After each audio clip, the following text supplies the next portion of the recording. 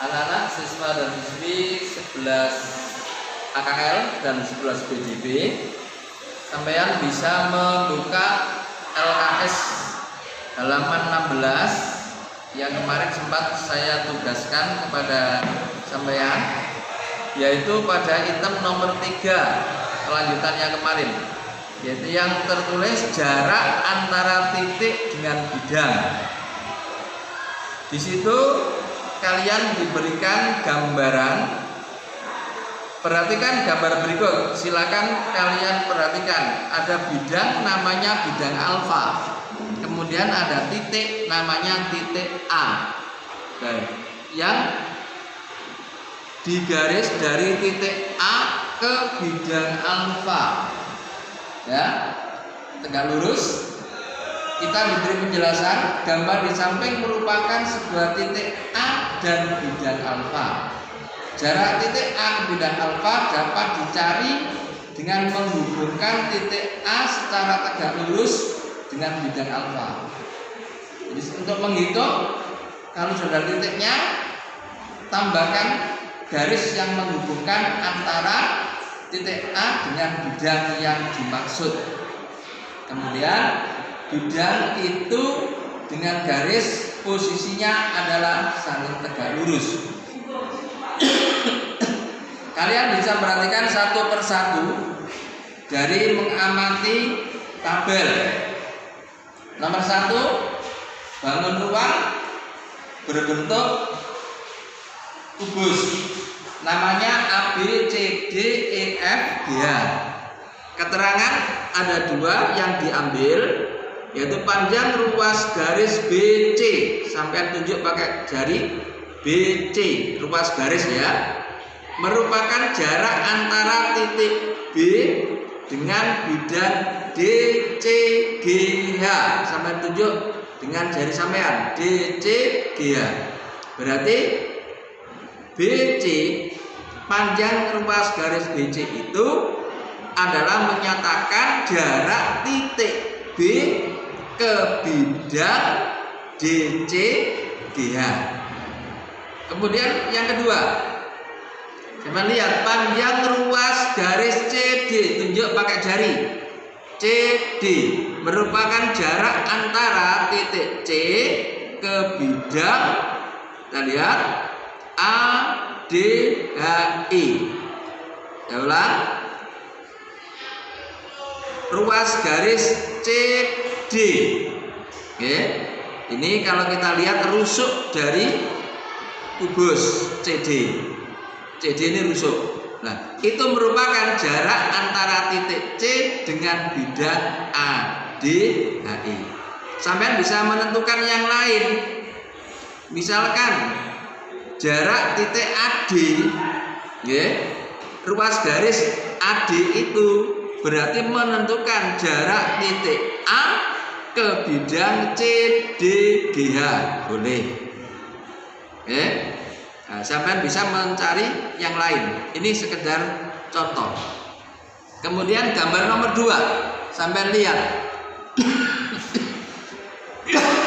Pada gambar nomor 2 adalah tidak lagi kubus, tapi gambarnya adalah berupa balok. Baloknya namanya KLMN, alas, tutupnya OPQR. Kita diberi 2 contoh keterangan. Panjang ruas garis KN, sampai tunjuk pakai jari, KN berarti rusuk dari alas balok KLMN OPQR. Saya ulang, panjang ruas garis KN merupakan jarak antara titik K ke bidang M, N, R, Q. Oke, bidang yang sebelah belakangnya itu M, N, R, Q. Berarti panjang KN menyatakan jarak antara titik K ke bidang K, M atau M, N, R, Q.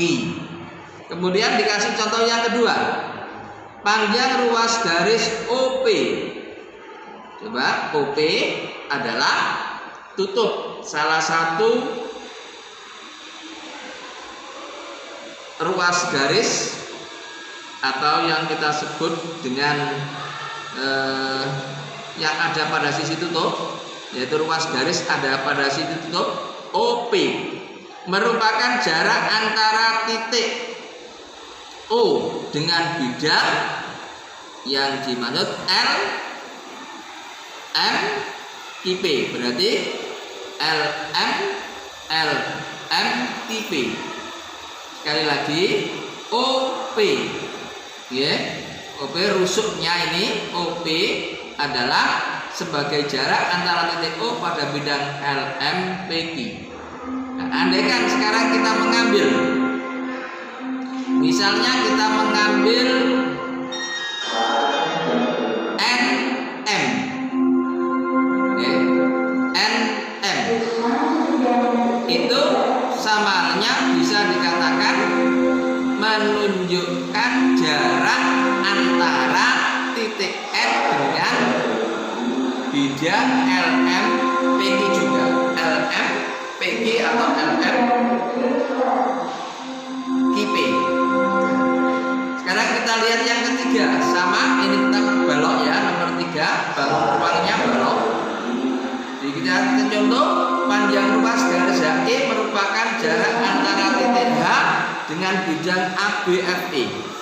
HE kamu tunjuk pakai jari. Oke, ruas garis HE adalah jarak titik H ke bidang ABFE. Kemudian yang kedua contohnya di sini diterangkan panjang ruas garis CG. Kamu tunjuk CG tegak, oke, tegak. Artinya bukan sisi mendatar tapi sisi tegak. Ruas garis tegaknya itu CG merupakan jarak antara titik C ke bidang E, F, GH. E, F, GH. Tutup ya.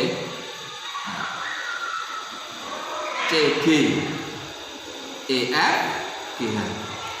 Ini sebagai bahan kalian untuk memperhatikan atau menghitung jarak antara titik dengan bidang. Jelas?